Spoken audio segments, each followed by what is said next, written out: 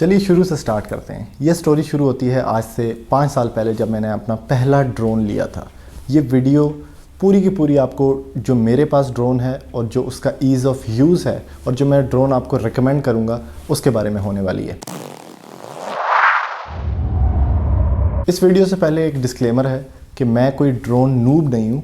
I have been using drone since like for the past 6 years 7 years और उससे पहले भी I have own drones like DJI Air 2, DJI Mavic Pro 2 और जो इससे पहले DJI Mini था जो इसका बेस मॉडल था। अभी जो मेरे पास ड्रोन है वो DJI Mini 2 है जो कि DJI Mini का अगला वेरिएंट है। और मैंने ये ड्रोन क्यों चूज़ किया, क्यों मैंने अपना DJI Air 2 सेल किया, वो सारी की सारी बातें आज हम इस वीडियो में करने वाले हैं।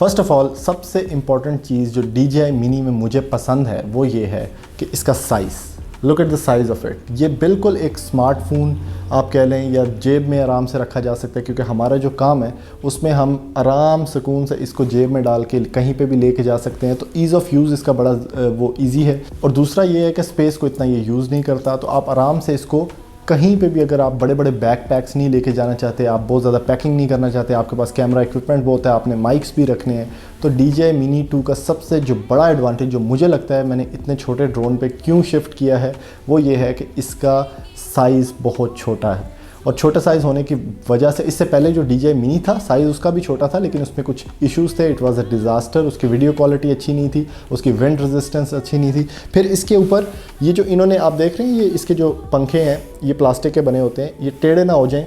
आप जेब में रखते हैं, बाहर निकालते हैं तो ये पंखे DJI Mini के टेढ़े हो जाते थे। तो अगर आपकी बड़ी पॉकेट्स हैं तो ये बड़ा हेल्पफुल है कि इसके ऊपर इन्होंने कवर दिया हुआ है, तो ये आराम सुकून से जो है ये कवर इसको प्रोटेक्ट करता है। ऊपर जो कैमरा है उसके ऊपर भी एक नॉर्मल कवर है जो आपको 100-200 रुपये का मेरे ख्याल में मिल जाता है कहीं से भी। तो ये आप इसको चेंज कर सकते हैं, फिर मिट्टी इसमें नहीं जाती, आप आराम से मतलब इसको जेब में डाल के कहीं पर भी लेके जा सकते हैं। जहाँ तक इसकी प्राइस का ताल्लुक है, ये ड्रोन इस टाइम पे रिटेल कर रहा है तकरीबन 1,09,10,000 रुपये में, जो कि इतना मैसिव इम्पैक्ट नहीं है आपकी जेब पे, कंसिडरिंग द फैक्ट कि ये ड्रोन ऊपर से आपको ओवरव्यू शॉट्स देता है, बड़े मज़े के सिनेमैटिक शॉट्स देता है, 4K शूट करता है, और जो हम आगे इसके बारे में बातें करेंगे।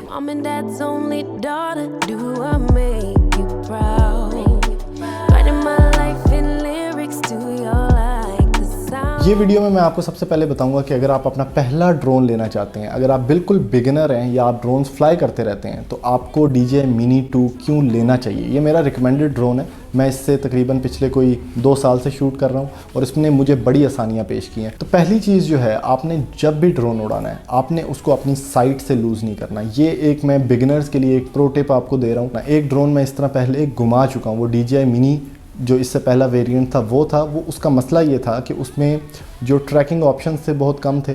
उसमें आप ड्रोन अगर आपकी साइट से कहीं चला जाता है, क्योंकि आप इसको कंट्रोल कर रहे होते हैं कंट्रोलर से, उसके ऊपर आपका मोबाइल लगा होता है, आप मोबाइल से उसको स्टीयर कर रहे होते हैं, आप मोबाइल के उसके एक ड्रोन के कैमरे के अंदर से देख रहे होते हैं। तो अगर वो ड्रोन कहीं इधर उधर निकल जाए, आपकी साइट में ना हो, रियल लाइफ में साइट में ना हो, तो वो ड्रोन अगर उसकी वीडियो ट्रांसमिशन जो है वो क्लॉग हो जाए या वो हैंग हो जाए तो आप उसको वापस फिर नहीं ला सकते। और अगर रिटर्न टू होम भी आप दबाते रहें तो बड़ा मुश्किल है कि वो आपके पास वापस आए। तो इसमें मुश्किलात पेश आ सकती हैं, इसलिए रिटर्न टू होम दबाने से पहले आपकी साइट में होना चाहिए। पॉइंट जो सबसे ज़्यादा इंप्रेसिव है DJI Mini 2 में वो है इसकी रेंज। DJI Mini 1 जो इससे पहले वाला था उसकी रेंज बहुत बुरी थी। वो आप थोड़ा सा अगर उसको दूर लेके जाते थे 500 मीटर तक, तो वो जो है वो आपकी वीडियो ट्रांसमिशन जो थी वो हैंग हो जाती थी, उस पर GPS जो है वो इतना इफेक्टिव नहीं था। अभी ये जो DJI Mini 2 है इसकी रेंज इतनी इंप्रेसिव है कि मैं इसको कई दफ़ा तकरीबन कोई 4-5 किलोमीटर तक दूर तक भी लेके गया हूँ प्लेन एरियाज़ में, ताकि वो मेरी नज़र में मुझे पता हो कि मैंने यहाँ से आगे लेके गया। तो वो इतनी दूर तक भी इसकी जो वीडियो ट्रांसमिशन है वो अटैच रहती है, रेडियो सिग्नल्स बहुत अच्छे हैं, तो इसकी रेंज बहुत इंप्रेसिव है। आप इसको एक जगह बैठ के काफ़ी जगहों के आप ड्रोन शॉट्स एक ही जगह बैठ के ले सकते हैं। अभी हम इसके बाद ड्रोन फुटेज टेस्ट के लिए बाहर भी जाएंगे तो मैं आपको दिखाऊंगा कि ये कितनी इसकी रेंज टेस्ट है और क्या इसका सारा जो यूज़र फ्रेंडली इसका सारा मटेरियल है वो मैं आपको दिखाऊंगा। फिर अगली चीज़ लोग पूछते हैं कि भाई मैंने जितने पैसे लगाए हैं एक ड्रोन पे, क्योंकि क्योंकि ड्रोन एक, आप सिर्फ ड्रोन इसलिए नहीं लेते कि आप जो है इसको ऊपर उड़ा दें और उससे आप खेलते रहें। ड्रोन तो आप बेसिकली ले रहे हैं कि उसकी मैंने वीडियोग्राफी करनी है या मैंने कुछ पिक्चर्स लेनी है, ओवरव्यू लेना है किसी चीज़ का। अब हम चूँकि रियल एस्टेट से हमारा ताल्लुक है तो हम मैक्सिमम एरिया ड्रोन से कवर कर सकते हैं और मेरे ख्याल में ये बहुत यूज़फुल है हमारे लिए। तो इस तरह के जो लोग हैं, ये अगला आपका फैक्टर होना चाहिए कि इसका कैमरा कैसा है। अब DJI Mini 1 जो था उसका कैमरा 2.7K रिकॉर्ड करता था मैक्सिमम पे। अब ये जो है इसमें इन्होंने 4K भी ऐड कर दिया कि 4K वीडियो भी ये बनाता है। अब यहाँ पे मैं आपको ये जो है स्पॉइलर देना चाहता हूँ कि 4K ज़रूरी नहीं है कि जो 4K ये प्रोड्यूस कर रहा है वो एक बहुत बड़े, जिस तरह रेड कैमरास प्रोड्यूस करते हैं उससे मैच करे। मुख्तलिफ इक्विपमेंट मुख्तलिफ डिफरेंट किस्म का 4K प्रोड्यूस करते हैं, ये बात आपको समझना बहुत ज़रूरी है। अब आईफोन में भी 4K है, लेकिन आईफोन में डायनेमिक रेंज उतनी नहीं होती, आईफोन में उतने अच्छी बोका नहीं प्रोड्यूस होता। तो ये मुख्तलिफ फैक्टर्स हैं जो आपने कंसिडर करने होते हैं कि अगर 4K है तो इतना खुश नहीं हो जाना कि 4K आ गया बस अब तो सब कुछ हो जाएगा। 4K है लेकिन बहुत अच्छा नहीं है, कंसिडरेबल है। आप एक नॉर्मल फुटेज से अच्छा 4K इससे एक्सपेक्ट कर सकते हैं, क्योंकि जो कैमरास होते हैं उसके अंदर एक लेंस कनेक्टिविटी होती है, एक लेंस सिस्टम उसके आगे लगता है। वो लेंस जो है वो फिर 4K पे काफ़ी अच्छा करता है। और कैमरास के अंदर इतना बड़ा तकरीबन सेंसर लगा होता है, इसके अंदर चूँकि बहुत छोटा है तो इसके अंदर जो सेंसर है वो बहुत ज़्यादा कुछ छोटा सा है। तो वो जो ज़ाहिर बात है 4K प्रोड्यूस करेगा उसमें कोई इतनी ज़्यादा इन्फॉर्मेशन ये कैप्चर नहीं करता, लेकिन फिर भी ये कंसिडरेबल है। अगर आपने नॉर्मल अमाउंट ऑफ काम करना है, प्रोज़ के लिए तो ये ड्रोन है ही नहीं, ये बिगनर्स के लिए ड्रोन है, तो उसमें काफ़ी हेल्पफुल है। अगली चीज़ जो है वो इसमें ये है कि इसकी आवाज़ बहुत कम है। आवाज़ में अब जो DJI Mini था या Air 2 था या Mavic Pro हैं, उनकी इतने इतने बड़े पंखे हैं तो वो काफ़ी ज़्यादा जब घूमते हैं तो बहुत ज़्यादा आवाज़ करते हैं। उससे जब आप नीचे के थोड़े से शॉट करीब आके ले रहे होते हैं तो घर वाले उनकी प्राइवेसी डिस्टर्ब होती है या कोई मुख्तलिफ किस्म की मुश्किलात पैदा हो सकती हैं। तो इसकी एक छोटा साइज़ होने की वजह से इसके अंदर इन्होंने मोटर्स में काफ़ी इंसुलेशन रखी है, जिसकी वजह से आवाज़ जो है वो कंसिडरेबली कम है as compare to DJI Mini 1 जिसकी आवाज़ बहुत ज़्यादा थी। अगला पॉइंट है विंड रेजिस्टेंस। ज़ाहिर बात है आप जिस भी एरिया में ड्रोन उड़ाएंगे वहाँ कोई ना कोई हवा चल रही होगी, कई दफ़ा आंधी आई होगी, तो आंधी में तो ज़ाहिर बात है आपने कोई भी ड्रोन सर्वाइव नहीं कर सकता, लेकिन एक मेरे ख्याल में मिनिमम अमाउंट ऑफ जो हवा है उसमें ये सर्वाइव कर देता है। अभी मैं पिछले दिनों रोडन इनक्लेव गया हुआ था, हम हाइट पे खड़े थे, बहुत ज़्यादा हवा थी, मुझे ड्रोन नहीं उड़ाना चाहिए था लेकिन मैंने इसको टेस्ट करने के लिए एक दफ़ा उड़ाया और इसने बड़ी ज़्यादा स्टेबल मुझे फुटेज जो है उस टाइम पे प्रोवाइड किया। तो इसमें जो विंड रेजिस्टेंस है वो DJI Mavic Pro वाली तो नहीं है क्योंकि उसका इतना बड़ा साइज़ है, या फैंटम सीरीज़ वाली तो नहीं है, उसका भी साइज़ बहुत बड़ा होता है तो वो साइज़ उसको कंट्रोल करता है उसकी गिम्बल को, लेकिन कंसिडरेबल है क्योंकि बहुत ज़्यादा जब अगर तेज़ हवा हो तब तो ये थोड़ा बहुत अगेंस्ट द विंड नहीं जाता और फिर इसकी बैटरी भी काफ़ी ज़्यादा ड्रेन होती है बहुत ज़्यादा हवा चल रही हो।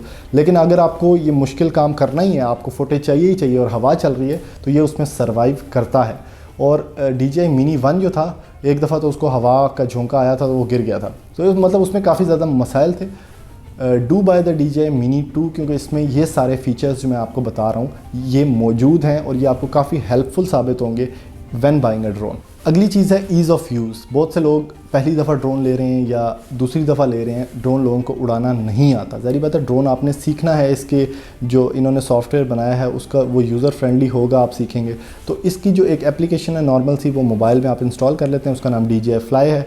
DJI Fly आप इंस्टॉल जैसे ही करते हैं तो वो आपके मोबाइल के साथ पेयर अप हो जाता है, आपके ड्रोन के साथ इजीली पेयर अप हो जाता है, बहुत इजी है। फिर उसके बाद आपने इसकी कैलिब्रेशन करनी होती है। Calibration can take a few minutes for the first time जब आप पहली दफ़ा ड्रोन बाय कर रहे हैं। उसके बाद जो है बड़ा नॉर्मल इसका प्रोसीजर है, ड्रोन को ऊपर लेके जाना, नीचे लेके आना, और with in a few flights आप इसके प्रो बन जाते हैं। ये कोई बहुत मुश्किल ड्रोन नहीं है जिस तरह DJI Spark सीरीज़ थी या DJI के अलावा जो जितने भी ड्रोन्स हैं वो काफ़ी मुश्किल हैं उसको उड़ाना, या FPV ड्रोन्स जो हैं वो बहुत मुश्किल हैं। Moving on to the FPV side, FPV का मतलब है फर्स्ट पर्सन व्यू, यानी इस ड्रोन में, ये छोटे से ड्रोन में FPV मोड भी है। अब FPV मोड आप लोग पूछेंगे क्या होता है। FPV मोड का मतलब ये है, एक तो मैं इस तरह बैठा हूँ और मैं अपने कंट्रोलर से उसको स्टीयर कर रहा होता हूँ किसी भी ड्रोन को जब उड़ाते वक्त। अब वो ड्रोन जो इसकी गिम्बल है, 3 एक्सिस गिम्बल इसमें जो इंस्टॉल्ड है उसके ऊपर डिपेंड करके उड़ रहा था। अगर मैं ड्रोन को लेफ़्ट लेके जा रहा हूँ तो मैं कैमरे को नीचे लेके जा सकता हूँ, नीचे का शॉट ले सकता हूँ। ड्रोन मतलब ये वो ड्रोन की फ़्लाइट और कैमरे की फ़्लाइट सिंक्रोनाइज़ नहीं होती। तो FPV मोड में ये होता है कि कैमरा एक जगह पे स्टक हो जाता है और आप जैसे जैसे ड्रोन को इधर मोड़ते हैं तो कैमरा, ये देखें मेरी मूवमेंट, कैमरा ऐसे मुड़ता है, तो एक बड़ा मज़े का इफेक्ट जो है वो मिलता है। आप कैमरे ऊपर लेके जाते हैं तो वो ऊपर का, तो FPV मोड इसमें इंस्टॉल्ड है। FPV बेसिकली FPV ड्रोन्स एक पूरी सीरीज़ है अलग जो कि ड्रोन्स होते ही इसलिए हैं कि आप फास्ट ऑब्स्टिकल कोर्स कंप्लीट कर सकें या छोटी छोटी जगहों में से निकल सकें। वो छोटे छोटे ड्रोन्स होते हैं, उसके अंदर कैमरा काफ़ी हाई क्वालिटी होता है लेकिन हाई स्पीड होता है, तो वो हाई स्पीड में वो काफ़ी सिंक्रोनाइज होते हैं। उसका मकसद ये होता है कि आप कुछ कंट्रोल से उसे जल्दी जल्दी स्टीयर कर सकें। तो FPV मोड में मैं आपको इसका दिखाता हूँ, बड़ा मज़े का, बड़ा इनोवेटिव किस्म का बल्कि फ़ीचर है जो DJI मिनी में नहीं था इससे पहले।